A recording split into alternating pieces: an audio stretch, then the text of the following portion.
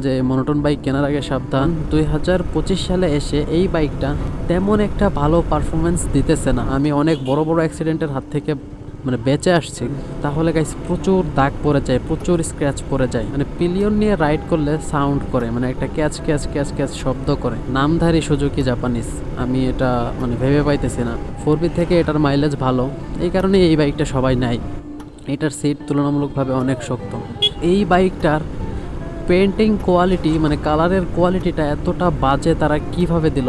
4B double ডিক্স হইলে কী হবে, 4B থেকেও ভালো মনে হয়েছে এটার ব্রেকিং সিস্টেম আমার কাছে।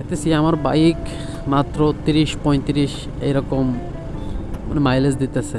পঙ্গপালের দল দেখুন গাইস, কতগুলা বাইকের টান যদি 60-70 এরকম থাকে তাহলে প্রচুর নাকি স্টার্ট বন্ধ হয়। পেছনের যে পিলিয়ন সিটটা আছে এটা কিন্তু খুবই আনকমফোর্টেবল। আপনি কোন বাইক নেবেন সেটা নিতান্তই আপনার ব্যাপার। ভিডিওটা গাইস খুবই ইম্পর্টেন্ট একটা ভিডিও।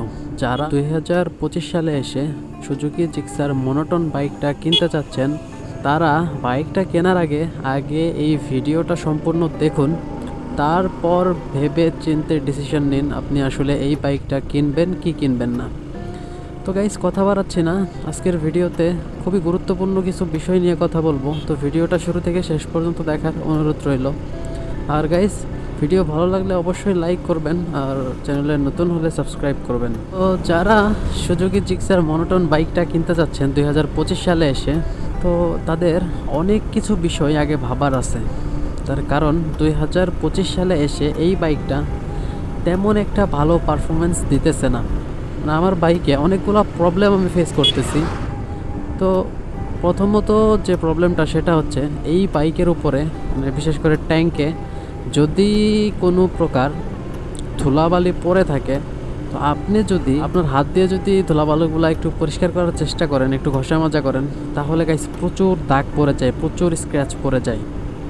তো এই বাইকটার পেন্টিং কোয়ালিটি কালারের কোয়ালিটিটা এতটা বাজে, তারা কিভাবে দিল এটা আমি ভেবে পাইতেছি না। আসলে কি এটা একটা জাপানিজ বাইক নাকি নামধারী সুজুকি জাপানিজ, আমি এটা ভেবে পাইতেছি না। তো এই বাইকটা থেকে আমি দ্বিতীয় যে প্রবলেমটা ফেস করতেছি সেটা হচ্ছে সাসপেনশন। পিছনের যে মনোশন সাসপেনশনটা আছে, তো সেটা আমি খেয়াল করতেছি পিলিয়ন নিয়ে রাইড করলে সাউন্ড করে, একটা ক্যাচ ক্যাচ ক্যাচ ক্যাচ শব্দ করে। তো গাইস আমি আবারও বলতেছি, ভিডিওটা সম্পূর্ণ দেখে বুঝে তারপরে কিন্তু ডিসিশনটা নেবেন, আর ভিডিওতে একটা কমেন্ট করবেন। তো এই গেল দুইটা প্রবলেম। আর 3 নম্বরে যে প্রবলেমটা সেটা হচ্ছে মাইলেজ। আগে 2022-23-এর মডেলগুলোতে অনেক ভালো মাইলেজ দিত, ঠিক আছে। এই বাইকটা অনেকেই 4B নিতে চায়, তো 4B নেয় না একটাই কারণে, সেটা হচ্ছে 4B থেকে এটার মাইলেজ ভালো, এই কারণে এই বাইকটা সবাই নেয়। মাইলেজের কারণে এই বাইকটা মানুষ বেশি নেয়। আর এই বাইকটা তো একটা স্টাইলিশ বাইক, লুকসের দিক থেকে এই বাইকটা একদমই পিছিয়ে পড়বে না। তো যাই হোক, এখন আমি দেখতেছি আমার বাইক মাত্র 30-35 এরকম মাইলেজ দিতেছে। এটাও একটা সমস্যা আমার কাছে মনে হয়েছে। আর এই বাইকটা, ওরে বাবা এগুলা কি, পঙ্গপালের দল দেখুন গাইস, কতগুলা, অনেকদিন পর দেখলাম এগুলারে আপনাদের গ্রাম্য ভাষায় কি বলে অবশ্যই একটা কমেন্ট করবেন।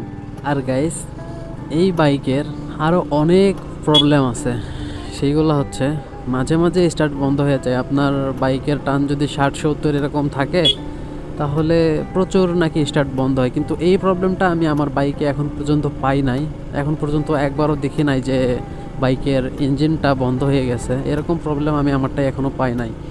তারপর যে প্রবলেমটা এই বাইকের সেটা হচ্ছে এই বাইকের পেছনে যে পিলিয়ন সিটটা আছে এটা কিন্তু খুবই আনকমফোর্টেবল। সিটের যে কোয়ালিটি, সিটের যে ফোম কোয়ালিটি আছে এটা একদম বাজে। ফোমগুলো গাইছে এত শক্ত, এত শক্ত সিট আমি কোনো বাইকেই দেখি নাই। এর থেকে ডিসকভার 125-এর বাইক যে আছে সেটার সিট খুব কমফোর্টেবল, অনেক নরম। এটার সিট তুলনামূলকভাবে অনেক শক্ত। তো এই প্রবলেমটা আমি আমার বাইকে পাইছি। আর মাইলেজটা একটু ড্রপ করতেছে আমার বাইকের। এই দুইটা প্রবলেম ছাড়া আমি আমার বাইকে আর কোনো প্রবলেম পাই নাই। তো এখন আমি আপনাদের একটা কথা বলি, ইউটিউবে যে ভিডিওগুলো দেখবেন যে মনোটন বাইক কেনার আগে সাবধান, এই মনোটন বাইক সেই এইরকম ওই রকম, ওই ভিডিওগুলো আসলে গাইস ভুয়া, ঠিক আছে? ওইটা আপনাকে মানে ভিডিওতে ভিউজ পাওয়ার জন্য তারা ভিডিওগুলো বানায়, আর ওই ভিডিওগুলো দেখে আপনারা আতঙ্কিত হন। আসলে এই বাইকটা যে খারাপ তা না, মানে এই বাইকের পারফরমেন্সের সাথে আপনি তো জানেন যে এই বাইকটা আসলে কেমন পারফরমেন্স দিবে। তো এটার সাথে যদি আপনি খাপ খাইতে পারেন তাহলে এই বাইকটা আপনার জন্য ভালো। আর এই বাইকের লুকস অ্যান্ড ডিজাইন যদি আপনার পছন্দ হয় তাহলে আপনি এই বাইকটা নিতে পারেন গাইস। আমি এখন পর্যন্ত বলবো না, আমি অনেক বড় বড় অ্যাক্সিডেন্টের হাত থেকে মানে বেঁচে আসছি, ঘুরে আসছি এই বাইকটা। ব্রেকিং পারফরমেন্স আমাকে অনেক সন্তুষ্ট করছে। 4B ডাবল ডিস্ক হইলে কী হবে, 4B থেকেও ভালো মনে হয়েছে এটার ব্রেকিং সিস্টেম আমার কাছে।